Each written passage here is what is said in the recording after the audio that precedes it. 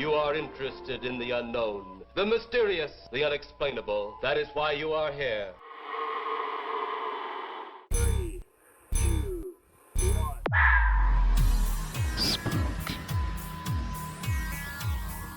We are gathered here as advisors, as scientists. The kind of place we expect a ghost to like to wander around. Hey, we all know that we're going down, baby. I'll help you. I'm something of a witch.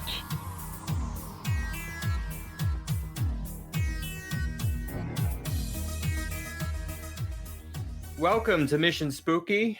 I'm your fantastic host, JC. With me today, as per usual, is Kiki. And with us, both of us, is the fantastic Cord. How are you guys doing today? Is it ladies first? You go ahead, Cord. I'm just dandy, slowly doing my plan to steal JC's job on this podcast. It's very slow. It's been very, very slow. Yes. He's playing the long game. I'm well aware of it, and I'm doing absolutely nothing to stop him. I was gonna say it's been a year this week, actually. We probably should congratulate ourselves on podcasting for a year now. Yay us. Episode 37, baby. Were you aware of that, JC, that this is this is our anniversary?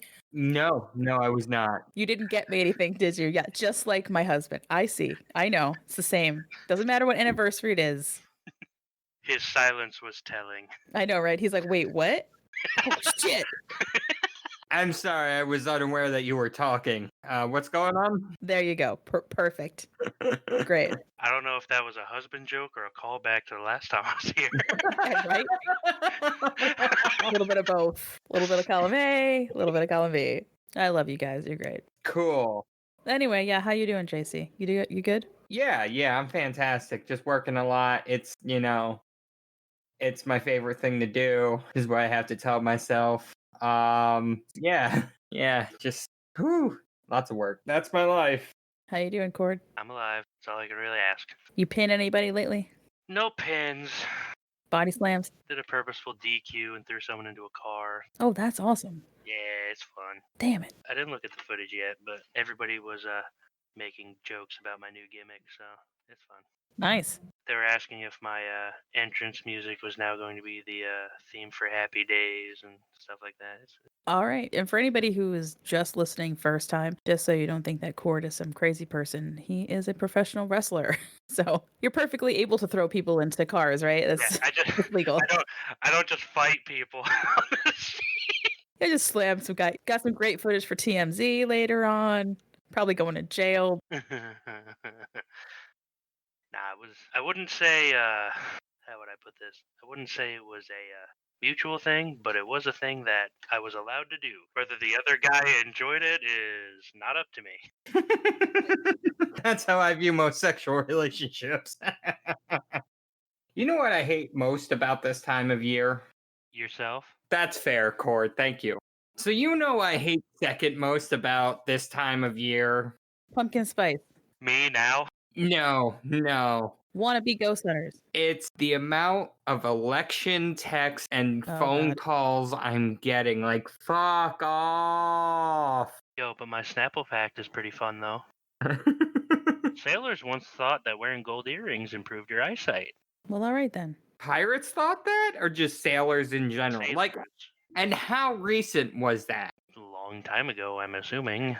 I think the Navy should have to wear gold earrings, just in case. Let me tell you guys about a Karen incident that happened pretty recently. Oh, okay. It's really funny, though. So last week, I took my nephew and my niece out because my niece was getting a haircut.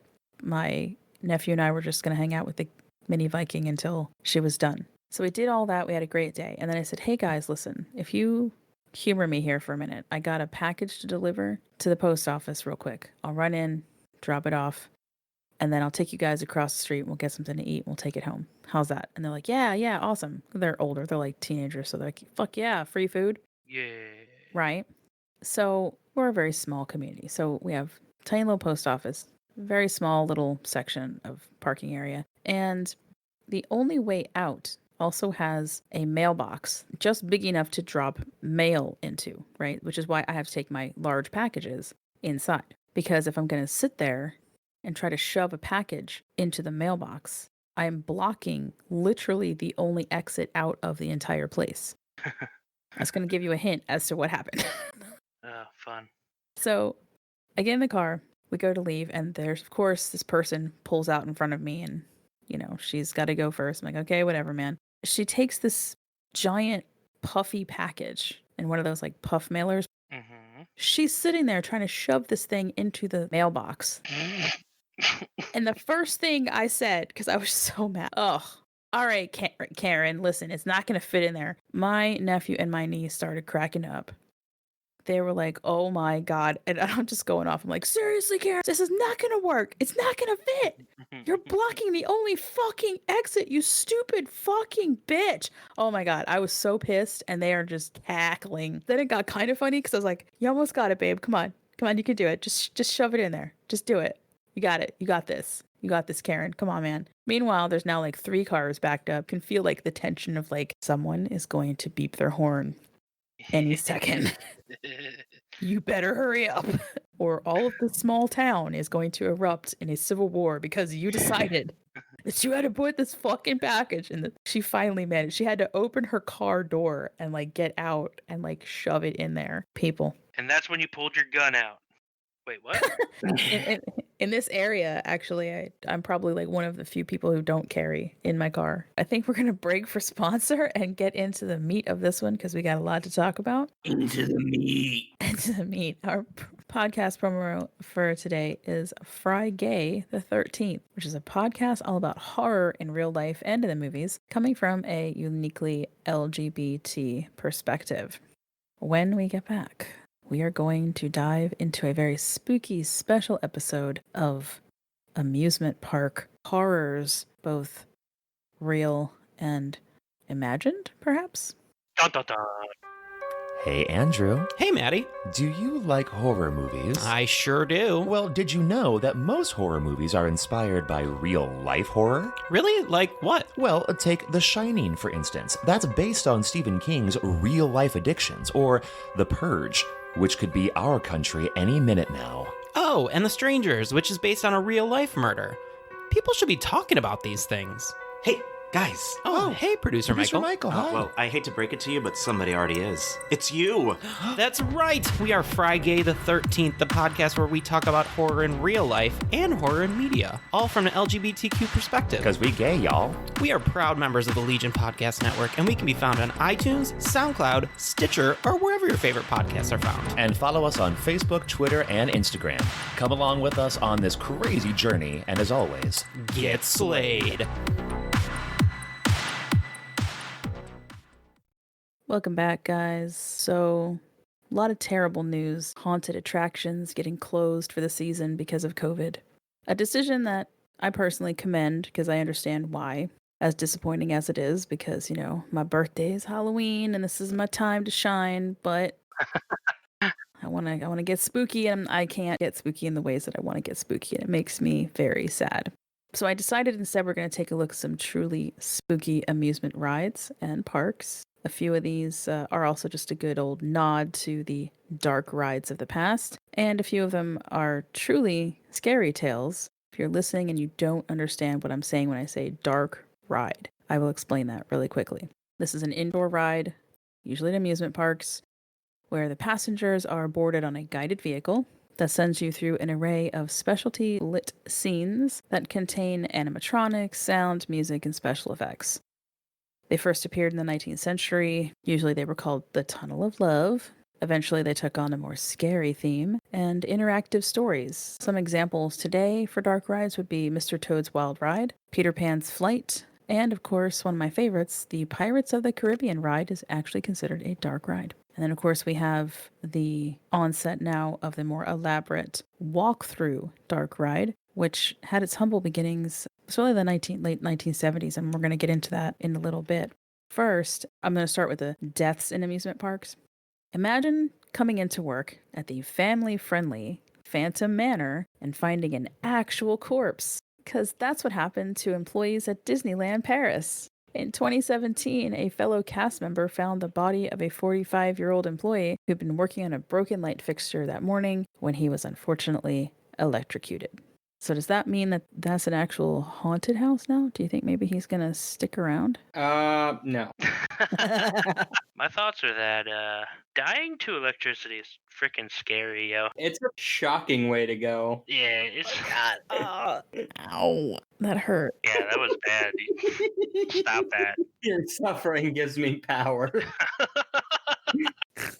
As somebody who works around very, very high voltage power units at work, electricity is a scary thing to deal with sometimes. Yeah. Just knowing that, like, you touch the wrong thing, you just never wake up again. It shit sucks.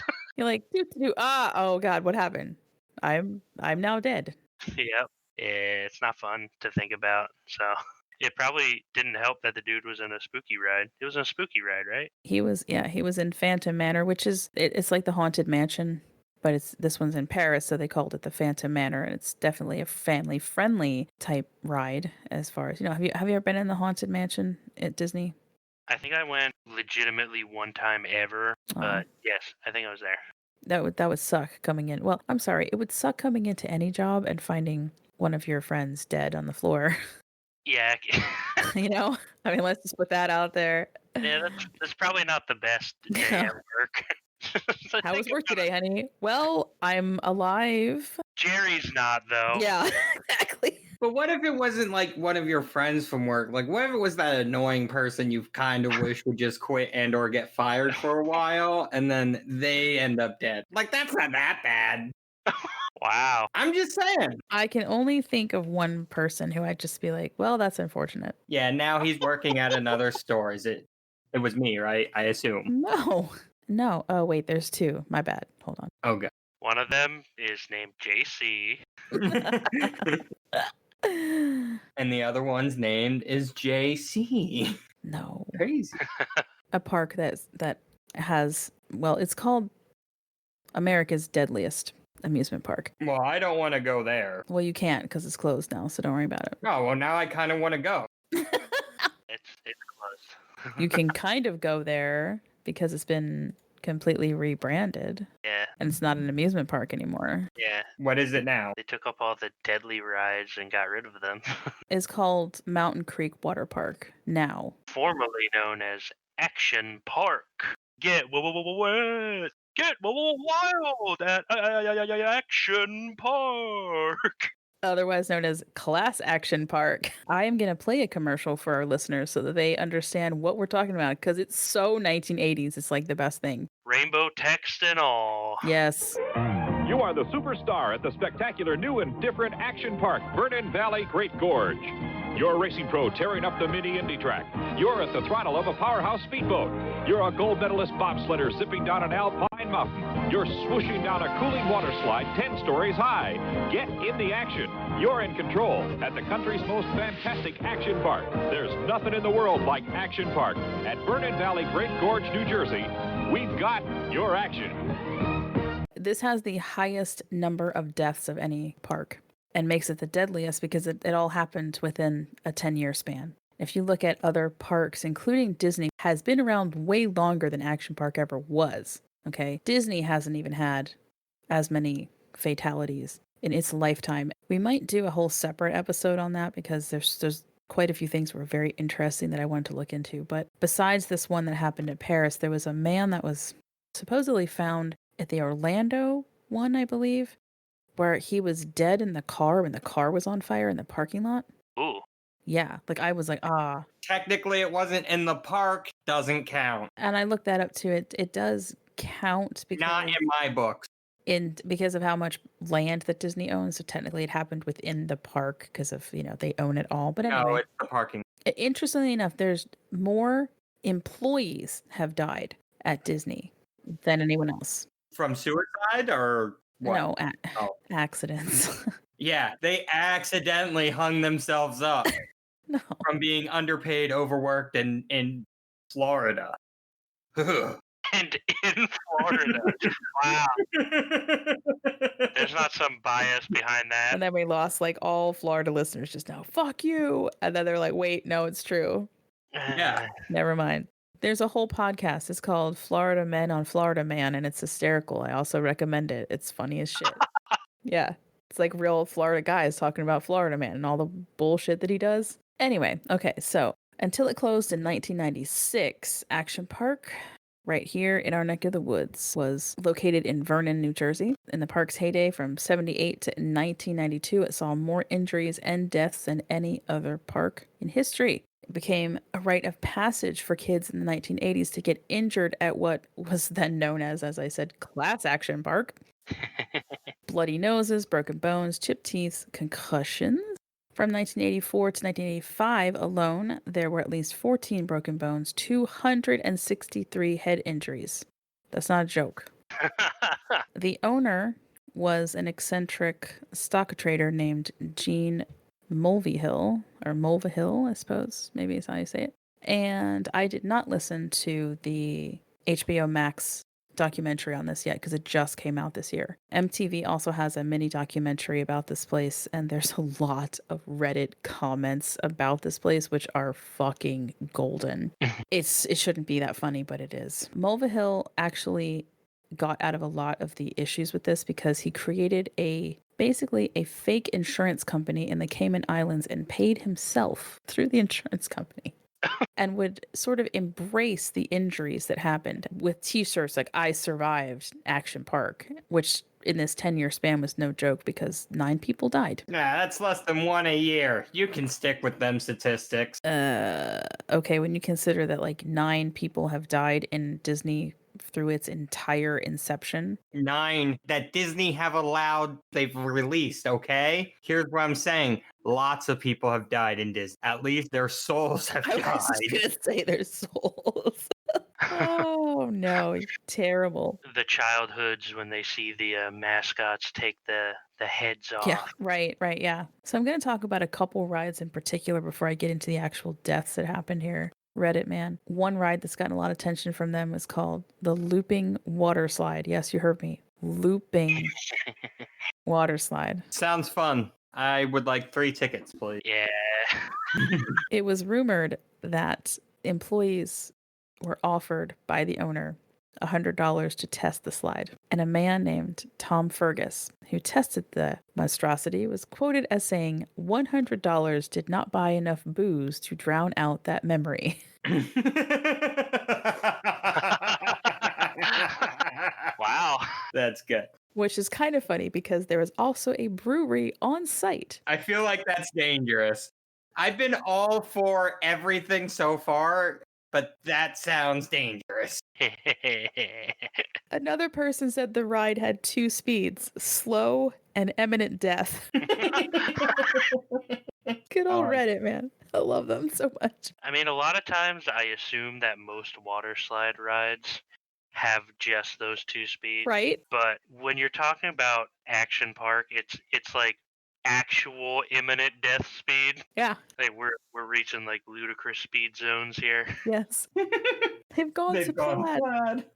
I've seen clips of some of the other water slides where there were intentional bumps in the slide and you see the tube go like 4 feet in the air and smash onto the ground.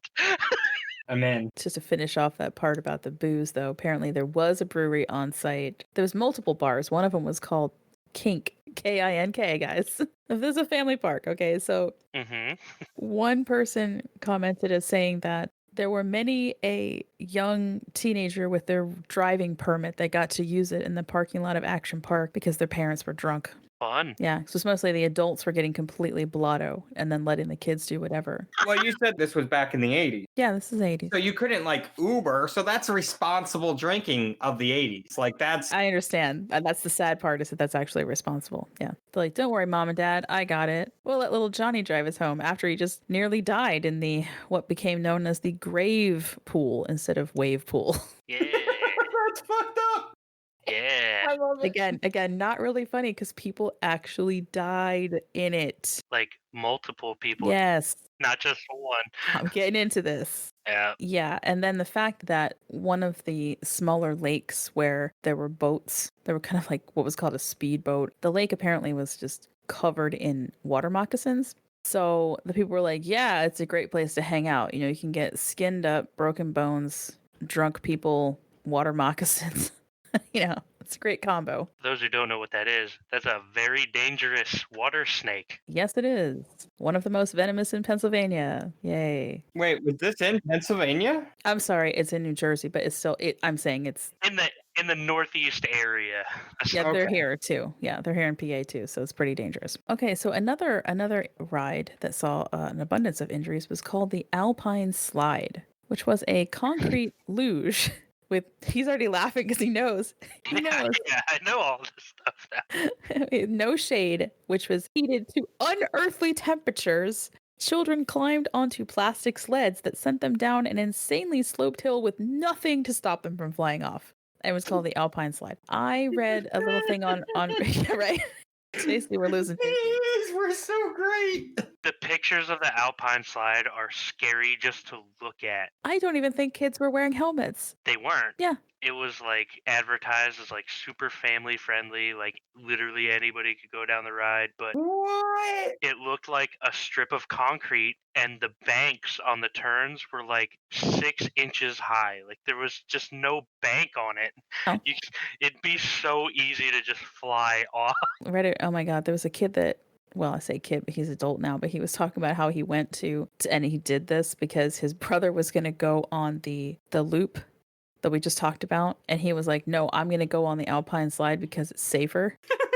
And then he came back. They met up for like lunch. His brother looked fine, so he assumed that he had not gone on the slide. Meanwhile, his brother's like, I'm going to give you $5 if you pour salt into every single open wound that you have on your arms and legs. I was dying. I was like, yeah, that's how it was. Somebody else was like, concrete and slide should never be in the same sentence. No, they should not. Unfortunately, here's where it gets sad because someone did die on the Alpine Slide on July 9th in 1980. A 19-year-old employee named George Larson Jr. was sent flying from the track, striking his head on a rock, which resulted in his death. He was in a coma for about 3 days before he died. The state of New Jersey's Department of Transportation found, quote, nothing wrong with the ride. And according to some, a spokesperson for the park told reporters that it wasn't the ride that killed George, but the rock that was 25 feet away that did. But the ride sent him 25 feet into the rock. Well, duh. But think about that. That's how dangerous the Alpine Slide was. If you ran off the track, you were going so fast down this hill that he flew off 25 feet and they weren't even providing helmets, which is why he died. If he was wearing a helmet, he probably would have been okay. He would have been hurt, maybe concussion, but he wouldn't have died from that injury. That's really sad. So I'm just going to go through these really quickly because they're all kind of like one after the other, honestly. So we have 1980 with poor George getting killed. On July 24th, 1982, 15-year-old boy drowned in the tidal wave pool. August 1st of 1982, this is an infamous one where a 27-year-old was trying to get out of a tipped kayak that he was in that he was electrocuted by wiring that was underwater for underwater fans. And he suffered a severe electric shock and died. Wait, why were there underwater fans? Right? You're like, wait, I don't understand any of this. Probably to keep it from just being standing water. Right. That's fair. I'll allow it. To make it more of a river rather than just a lake. Right. Yeah, and again, they weren't really fined for that because they said, well, it was seriously an accident, like the wire had been stripped and he just came in contact with it and died. In 1984, a visitor suffered a fatal heart attack while supposedly plunging into the freezing cold water off the Tarzan swing, which I did hear was very true. The two things about the Tarzan swing: one, that the water was absolutely frigid, and two, a place that apparently a lot of older men would expose themselves to young girls while the girls were on the rope, because what are you going to do? You're swinging on a rope. You can't go anywhere. So you're being forced to look at the genitalia of all these like elderly men. So that's gross. Cool. Yeah, this place, man, let me tell you. August 27th, 1984, another 20-year-old man drowns in the tidal wave pool. And the last death is July 19th of 1987. 18-year-old drowns in the tidal wave pool. So yeah, it really was the grave pool. So I know that you said that your boss had many a fun day at Action Park. My boss, he is around the age where he would have been a youngster during that time. and he has always been a theme park guy and lives in New Jersey. So he has been to Action Park multiple times, and he was very expressive last night that the water slides were a very large source of pain for him in his childhood. Nice. Didn't go into a ton of details. He was very adamant about the water slides being very painful. I actually went down the list to him of stuff that we were covering today, and he recognized almost every single one because he's been to all of them pretty much. Nice. I don't know if he ever went on the looping one, but The looping one, you literally had to be a certain like body mass index and height in order for it to actually work correctly to get you off like fast enough to go around. And that someone did get stuck in it at one point in the top loop. Oh, I'd kill myself. Which did force them to create a permanent hatch at the top so that they could retrieve people in case they got stuck. How did they get that first guy out? Wait, how did they get that first person out if they didn't have the hatch already? I don't good want question. to know. Yeah, from what I understand, the people that were designing the rides weren't necessarily considered engineers. You think? They just kind of went, this sounds like fun, as people are going down the slide and smashing their skulls off of the top of the loop. Yeah. And it got worse because the guy eventually, he did have to pay out, I think, like a $250,000 fine for the fraudulent insurance issue. But then he wound up purchasing most of the land around it. And then it kind of became this weird thing where he could do whatever he wanted.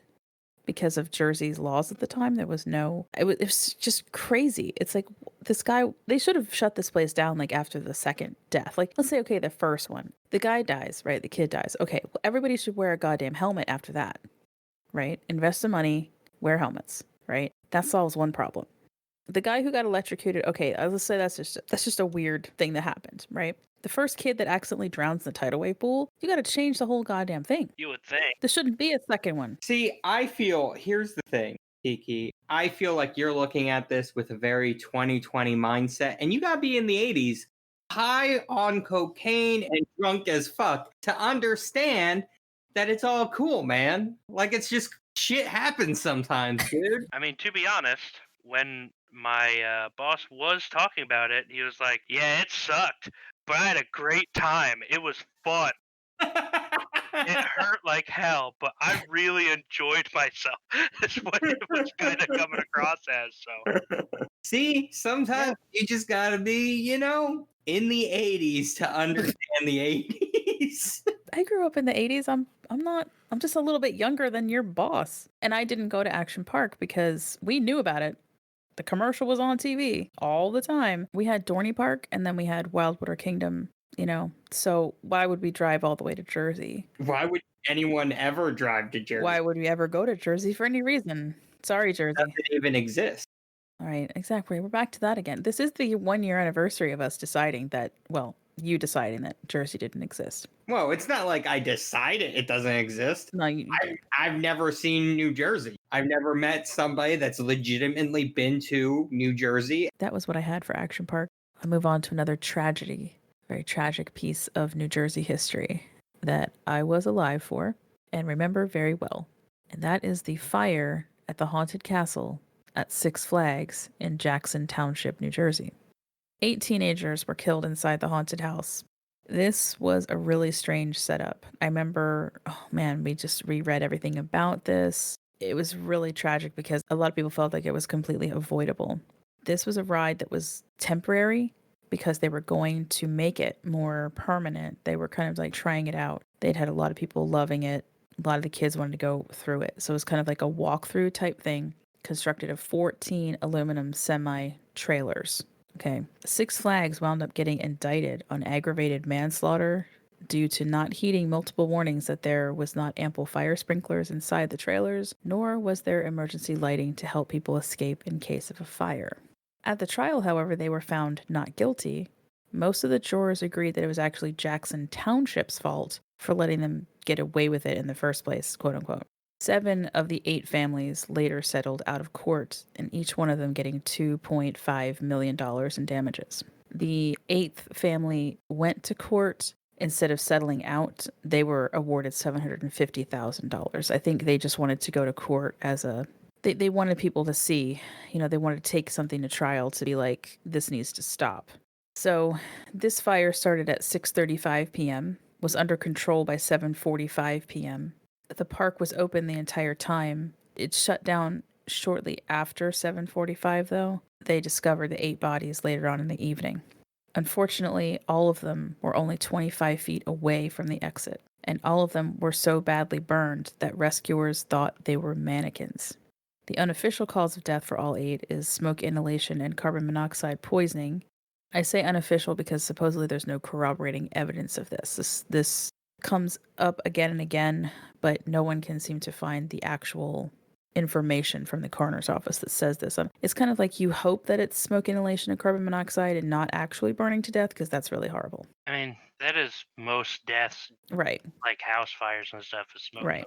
And so Yeah, I've definitely heard that from a few people who are firefighters. I think even without information, it would be safe to assume that, but yeah. And I was agreeing with that based on, too, that there was this sort of poisonous cloud of black smoke that came into the adjacent parking lot. And there was actually one young boy that was overcome with it and had to be treated for smoke inhalation and wasn't even near the thing. It was like this was at the back of the park and the parking lot was right there. Side note, there were so many people in the parking lot that night, apparently at this hour, because they were getting there to enjoy a concert of Golden Earring later that evening. Shout out to Golden Earring. Yay. Anyway, probably nobody knows who that is. Okay. Nope, no idea. Look it up, kids. Okay. 80s rock and roll, baby. Twilight Zone. Golden Earring. Golden Earring. Radar Love. Come on, man. Okay. Neither one of you. Radar Love. Come on, really? I haven't gotten all the way through the Twilight Zone. I'm currently in the process of binging the whole thing, so. No, not... Oh, God. I don't get it. I hate all of you. I don't even know what you're talking about anymore. You lost me. A couple things did happen, though, because of this. One of them was that in most dark rides after this, you had to have some sort of emergency lighting and exit signs posted. They were a big lifesaver for me last time I went. Hey.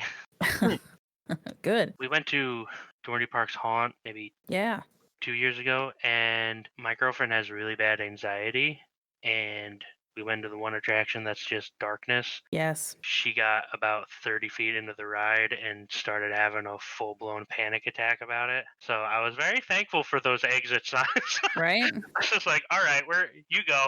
You go out that door, please. Thank you. And I have an interesting aside about that, but I will say this, that this story actually has a little bit of a haunting on the side.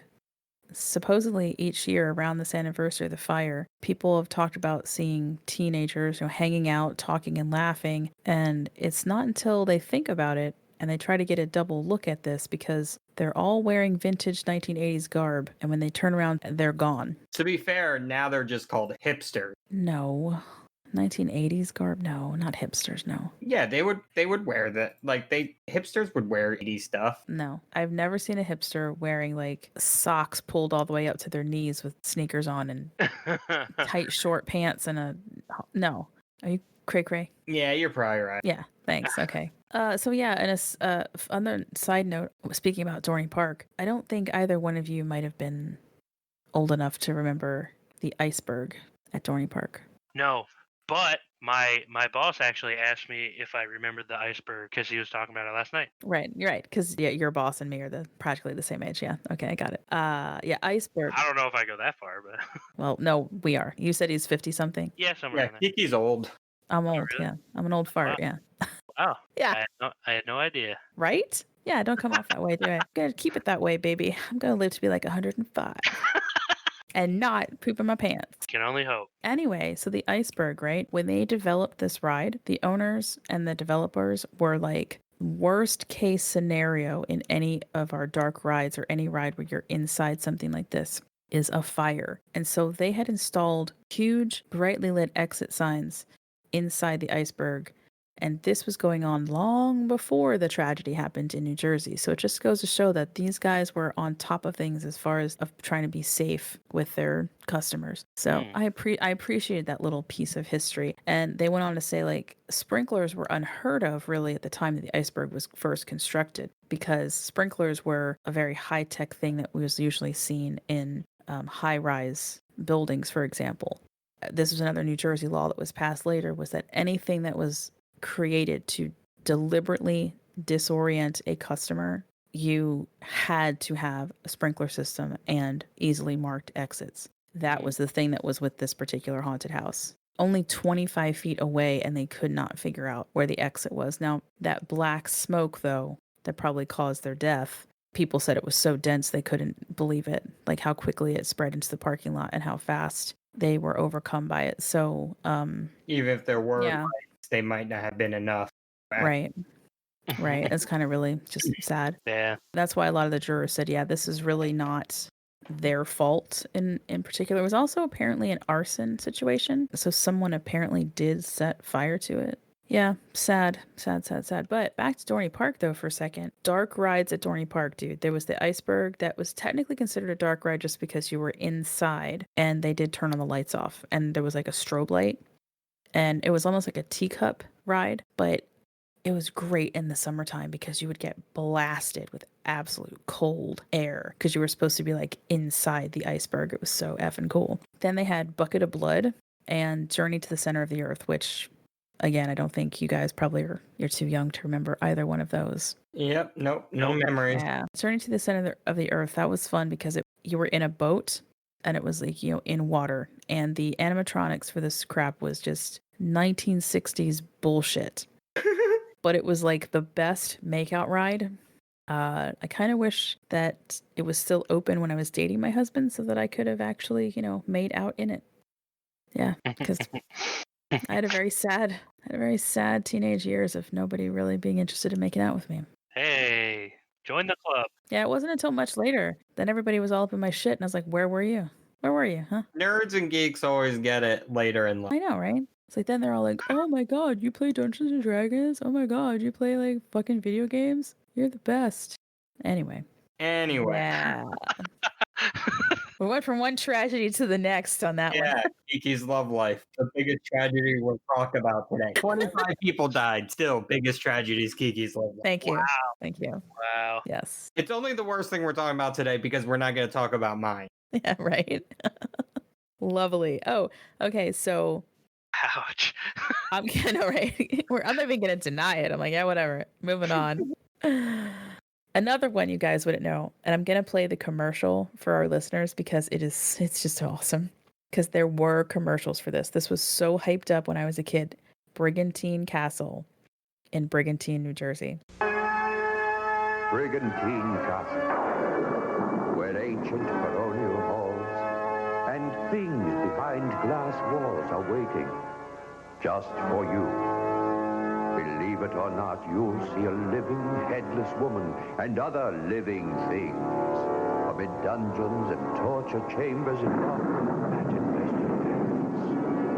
Brigantine Castle, it's alive. I never got to go because it was open during that weird phase of my life where you're either too young to enjoy something super scary, and then by the time you're old enough, the fucking thing is gone.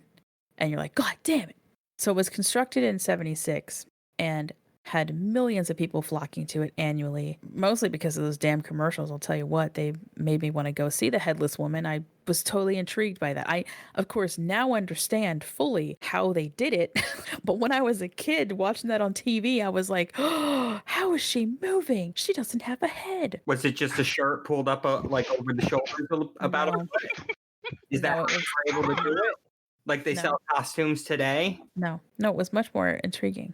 All right, I'm looking. She'd be in a cage because she's like the science experiment, and she'd be scientist assistant, the mad scientist assistant. So she's in a white coat and she'd have like a white background, but then so subtle so that she could barely tell the difference. There'd be a white sheet pulled down over her head just so that you couldn't see, you couldn't see her head. So she looked headless, right? It was a really great foreground kind of magic thing, you know, that you can do to make things look like they're not really there. And then in the commercial, he'd go to stick his hand on her leg and she'd smack it away.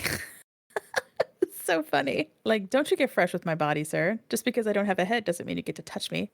I will just tell you, it was damaged in 1982 during a storm. I'm going to put some pictures up for the listeners because it was like at the end of a pier going out into the ocean. So just the coolest thing. Talk about like gothic. Everything about it is gothic. You're out in the ocean. There's the beach. We hear the waves. It's just super cool. Unfortunately, at that point, there was already sort of decline in attendance, and the repair bill for it was like $500,000. So the owner, Carmen Ricci, decided that he was going to sell it in 1987 for a cool $1 million. And later on that year, it actually burned to the ground right before it was slated for demo anyway. And I found somebody on YouTube that has some really cool things about Brigantine Castle, and they apparently worked there for a while. I really wanted him to come on at some point and talk about working there because I think it would have been the coolest place to work in like the late 70s, early 80s, as far as, you know, you're getting dressed up, you're doing it for the whole summer. You got like the October, you know, you only take a break for like the winter and then you're back on it again. And yeah, it made gobs and gobs of money. There was another one very similar to this out in Jersey Shore. It was called Dracula's Castle. There's also a commercial for that one too, which is really funny to just, you know, go back and watch that.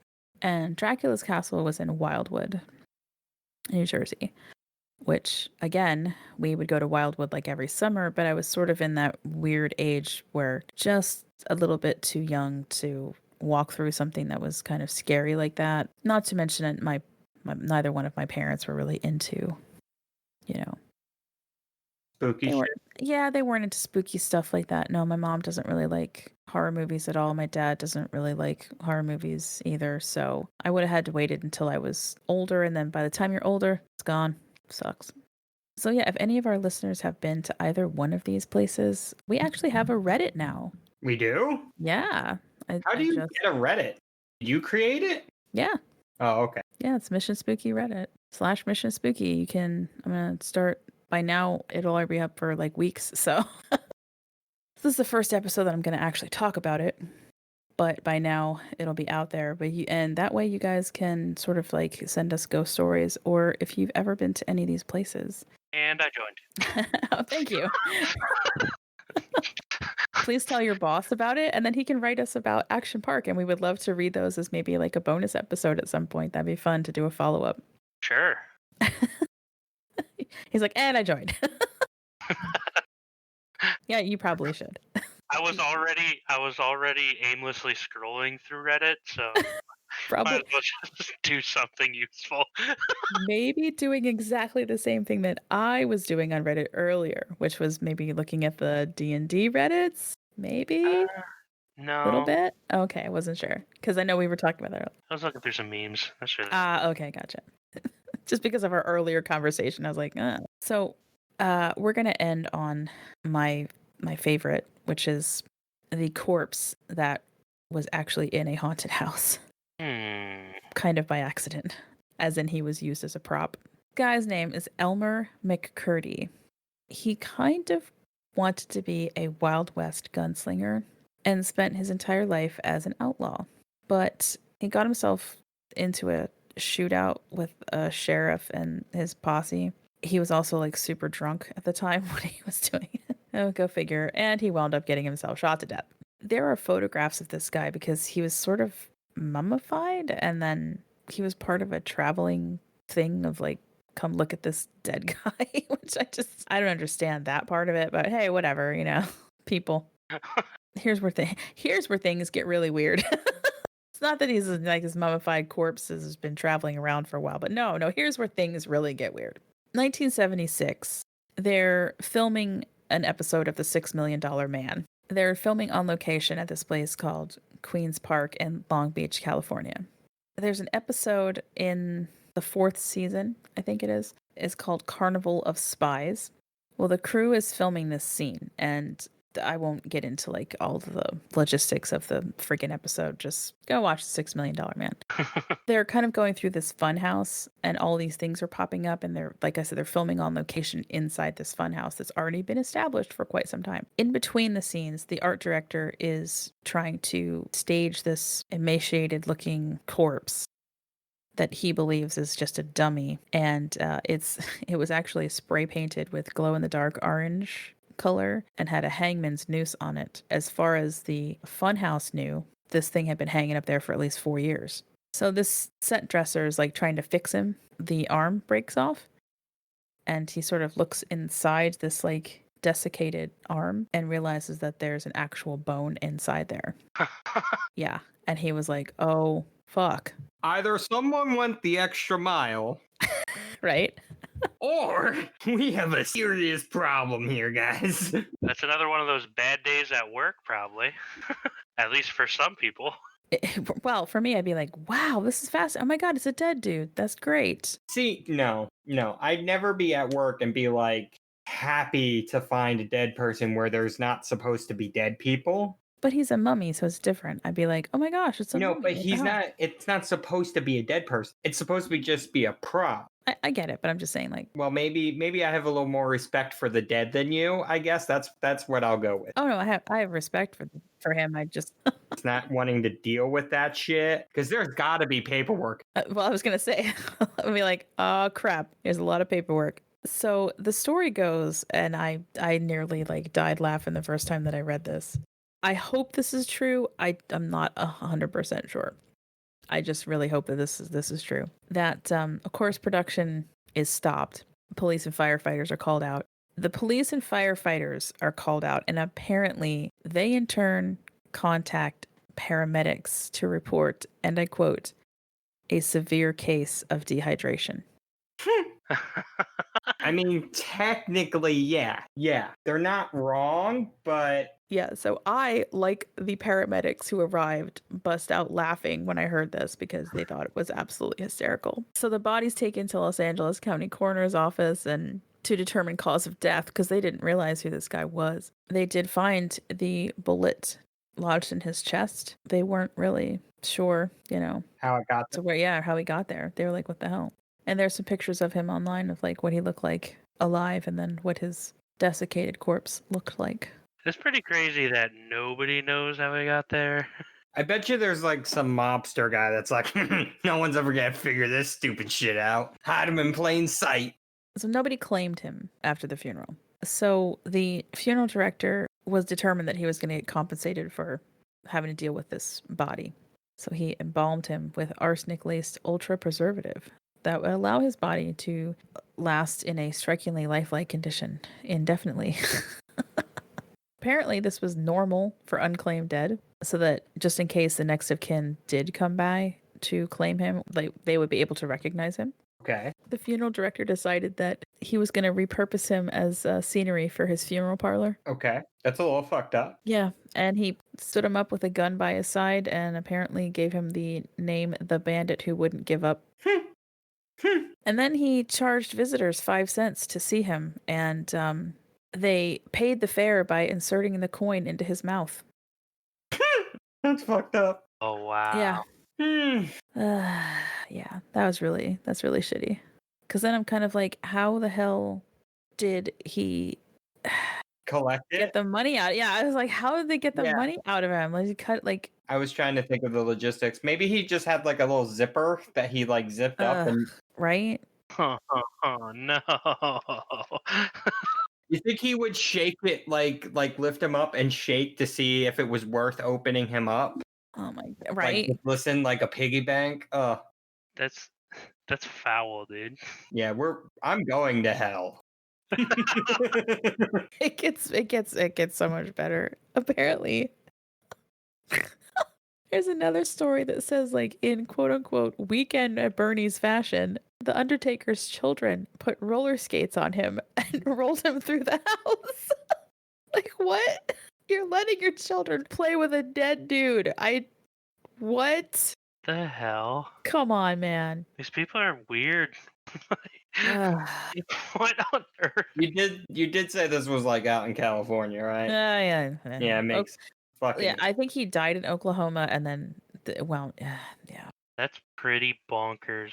He was like kind of on a carnival scene for a while because a couple of people claimed it to be his long lost brothers, and they were going to give him a proper funeral, and then they just made him a sideshow for like 60 years, basically. That's fucked up. Is this about Elmer Mccurdy? Yes. Elmer Mccurdy, The Misadventures, Life and Afterlife of Yes, American American Outlaw, yes, by Mark Svenvold. Svenvold, Svenvold. Yeah, so if you guys want to read a really interesting book that has all this stuff in it, that's the name of it. Elmer Mccurdy and The Misadventures in Life and Afterlife, an American Outlaw. Recommend it. Totally recommend it. Good spooky read for the beginning of October. I would read it. However, I don't know how to read. Right? What else is new? Blue is a good color. Not in Oregon. Hey, oh my god. Sorry, I had to. That's fucked up. Yeah, it is. We did it cute. We did it on Facebook because we knew we were going to get the results like that day of what it was going to be. Yeah, that way, no explosives were involved. So you didn't set an entire state fire. Okay. No, I didn't find it necessary for me to set an entire state on fire because I had a boy. Good. Because I'm a decent human being and I don't think about just myself. Hey. Okay, so just to sum up this poor dude's life, he did eventually get laid to rest in 1977, and he is interred in Guthrie, Oklahoma. There you go. And that is what I have for spooky shit with amusement parks. Possibly even a volume 1 because, dude, there's a whole bunch of other weird ass shit. I feel like we say that like for everything we talk about, like, yeah, this is just volume 1, and we never hit it back up, and we never fucking will. We've only been doing this for a year. Like this brand new year that we're entering into. Yeah, this is where the volume 2s come into place, baby. Do you think we're the reason for COVID? Why? Because we started like a year ago, and then COVID comes in. Do you think this is God punishing the world for me? I don't think so, no. Oh, okay. I think it's me punishing you for you. I'm okay with that. Again, my very, very long drawn out plan is coming into play.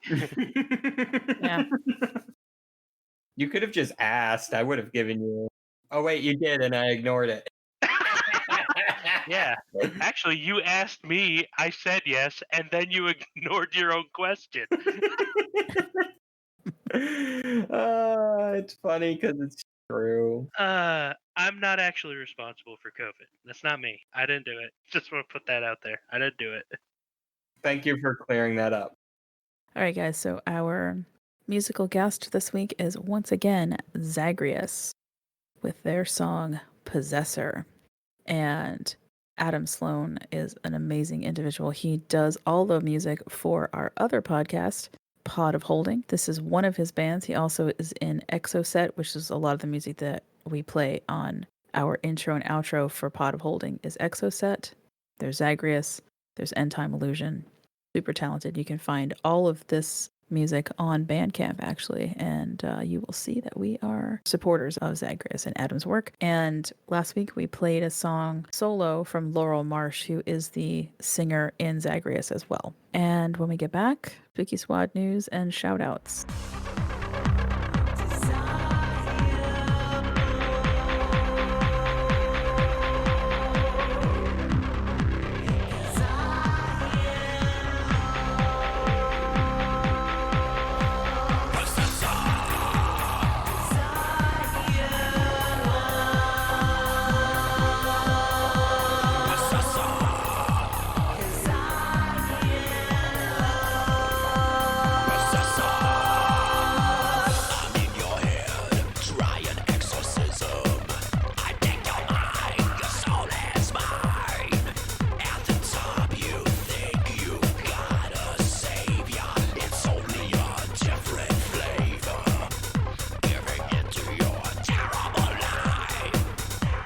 welcome back. I just watched a bunch of videos from a band called Little Big out of Russia because I was forced to. No, I was requested No one to. forced you to. We just said if you didn't, we would start making people you care about disappear.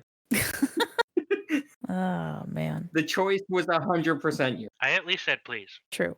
Cord wins. Yeah, all right. So anyway, cool band. There's my shout out. Yeah, go watch Little Big just because why not? I enjoyed it. They're great. They're good. They're very much talent. Much talent. Let me plug this band and then immediately plug this other band real quick.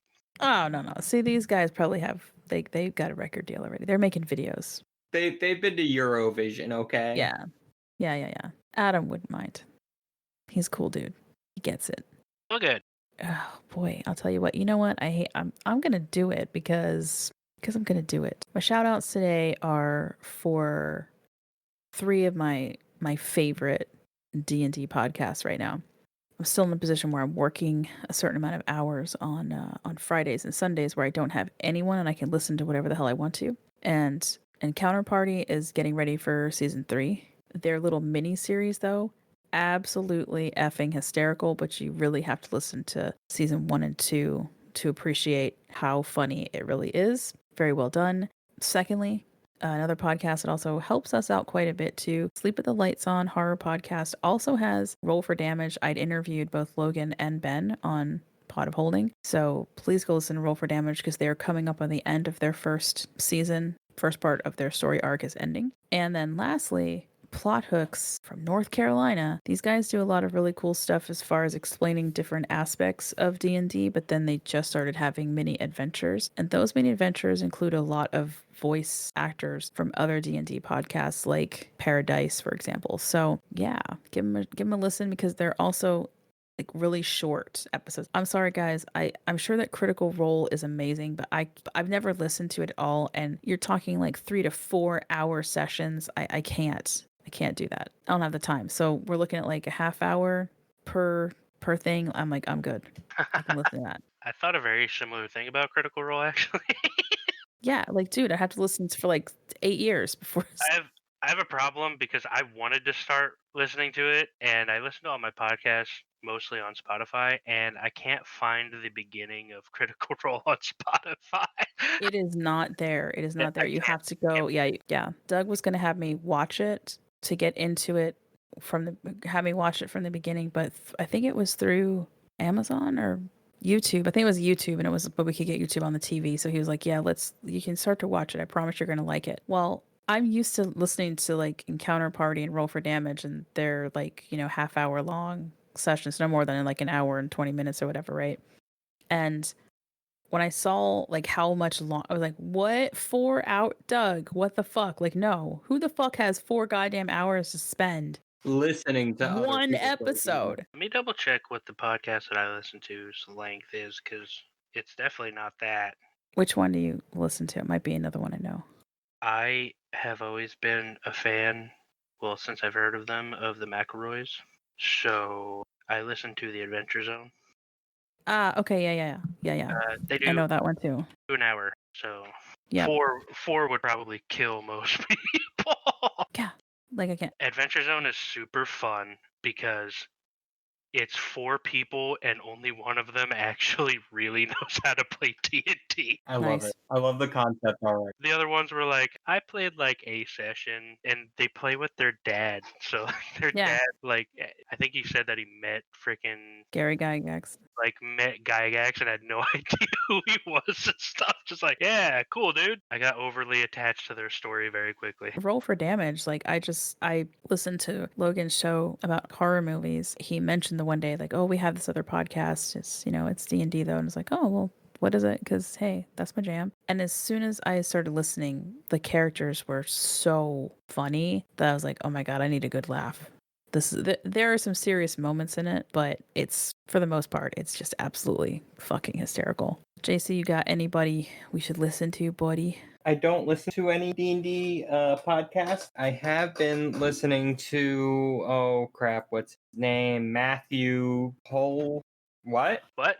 What'd you say? What did you say? I said I don't listen to podcasts. I have been listening to a YouTuber. He doesn't even listen to our podcast. What? He doesn't even listen to them when you're recording them. That's the. Yeah. Yep. One sec, guys. That guy's great. Big fan of that guy. One moment. Shut up. Give me a fucking second. God. Huge fan of that dude. What was his name? Matthew Colville. His YouTube channel, I believe, is just Matthew Colville. He's a very knowledgeable person that tries to explain how to play and run D&D sessions in 5e. Just very knowledgeable, and he has a nice voice. I enjoy listening to him. And I've been listening to All Things D&D and their series of listeners narrated D&D stories. They have a lot of awesome freaking stories in there about what I think are cool characters. Most of them, if all of them, are viewer submitted. Definitely check out both those YouTube channels. I would like to say that, for the first year, we did okay. I'm pretty proud of us, I like it. I wish that we had, as many as our counterparts who like to talk about true crime have, but true crime's just so boring. Well, yeah, but people love it. I feel like doing the actual research for true crime podcasts would be mind-numbing because I hate looking at court case stuff. I wouldn't ever want to get into that. I enjoy hearing about the juicy bits that they did before they were caught, and then after they were caught, I'm like, all right, I'm done. So as I had said, if I'm gonna add anything that's true crimey as bonus episodes, particularly I'm starting that this month, you guys, it's gonna be more about just strange deaths in Pennsylvania, New Jersey, Delaware, New York. And murder might be involved, but maybe it's not. Maybe it's just a weird thing that happened. So stick more to the history of it than, I'm not doing serial killers and it's not happening. Oh. Because they're overdone. They are. See, that's another thing with true crime. It's just so, how many times do you need somebody to tell you, freaking Ted Bundy killed so many people? That's why I like learning about the lesser known, the weird guys. Yeah. What was the dude from Philadelphia? Callinger? Yeah, that guy was That dude was cool. That dude is cool to learn about. It's interesting because he was the shoemaker, dude. right? Yep. No, what? No. Yeah. Yeah, was he? Am I gonna have to double check this? Yeah, he was the shoe guy from Philadelphia. Yeah, Joseph Callinger. He was the shoe guy, and I believe that he was Philadelphia, Pennsylvania. Yep, that is correct. Part of his story was in our neck of the woods. Yeah, even closer than Philly. He's about 30 minutes away from us for part of his story. So yeah, and he was in Baltimore, New Jersey as well, as far as his spree went. I get it that people like to listen about death, but I'm gonna try to do something a little bit different with that. I am fascinated by it, but we are not going to do exactly true crime. I'd be interested to talk about cult. I think that'd be... It depends which one. Yeah, we didn't do too well with the Cave of Kelpius cult. They weren't really a cult. They were just a bunch of fucking hippies. I was going to say, they turned out to be just a bunch of really nice people that help the community. Yeah. For real. You're always hoping that the cult does that, and then they do it, and you're like, oh. Well, this is boring. You mean you guys aren't murdering people? That is pretty spooky, though. Right? It's so scary that they helped people. Goodness. Anyway. All right. So if you want to join the squad, head on over to our Patreon at Mission Spooky. We have tiers at the $1 and $5 level. One single buck gets you our undying gratitude, a shout out on the cast, and access to our boober reels. And then $5 level now gets you access to a once a month Discord live Q&A with me, JC, sometimes Cord, and a plethora of other guests who can pop in and out as they wish, including people who we've interviewed over on Pod of Holding. So you're kind of getting a plus there to different guests who may be in and out of that Discord chat. Feel free to email us with any questions or comments on previous episodes. If you're a PA, New Jersey, Delaware band, and you own your own music, you can also email us to ask us to be featured. And that email is missionspookypodcast, all one word, @gmail.com. You can also follow us on Instagram and Twitter, and you can private message me for that information as well if you're a band and you want to get heard. And all of our musical guest songs are on the Spotify playlist for Mission Spooky 2020. In the search bar, you can type that in and you should be able to find it. We also have a new website that's now has separated out our regular episodes, bonus episodes, our musical guests, and then music that we played separate from that on the bonus episodes. So we can really, give credit where credit's due to everybody. And you can follow us on our Facebook page with JC rules that with an iron fist of compassion. Don't forget to rate and review us on iTunes and on Podchaser. It helps us get noticed, and we really appreciate the time that you take in giving us reviews. And thank you to everyone who's already reviewed us. It's been great. Yeah, like I said last time, we've keep seeing our numbers go up, and that's because of you guys. So thank you very much for any of the retweets and reviews. And taking us out again is going to be Zagreus with Possessor. As always, stay spooky and don't die. But if you do, contact us. If you could be so kind to contact us via funnel cake letter. Yes, please send those. Please send them. I didn't get to go to any fairs this year. Yo,